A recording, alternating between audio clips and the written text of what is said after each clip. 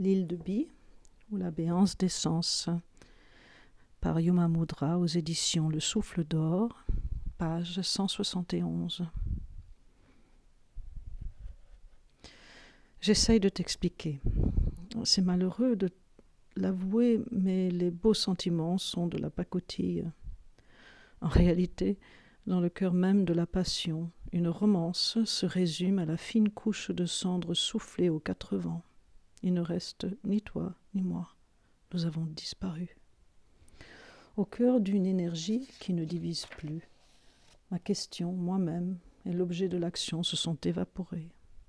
Quiconque souffre les affres du désir disparaît une fois consumé. J'ai basculé dans une sensation omniprésente d'amour, de la texture même du feu et sans limite. Je ne saurais la décrire autrement. Mon corps transpirait.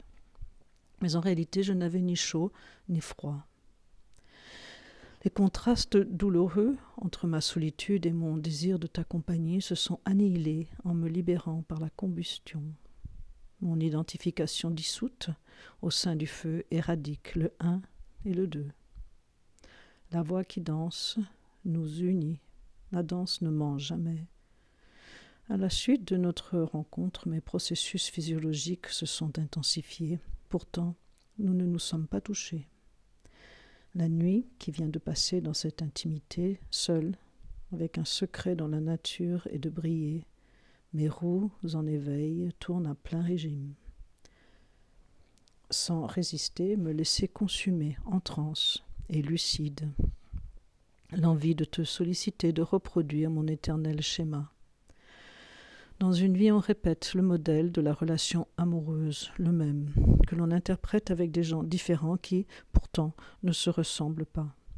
Au lieu de désespérer de ton absence, j'ai fermement maintenu ma concentration sur la sensation de chaleur qui augmentait.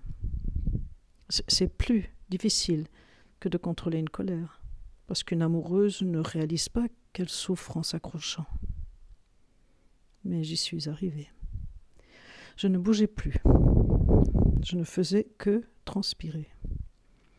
Ma concentration le long de la colonne vertébrale pour inciter la montée de mon souffle sur la voie lumineuse. Il ne faut pas disjoncter. Quand l'énergie ouvre les roues, la prise de la terre est indispensable.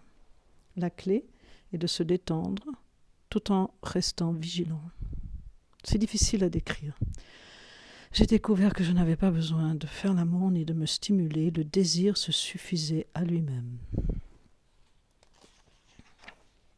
La chaleur était insupportable.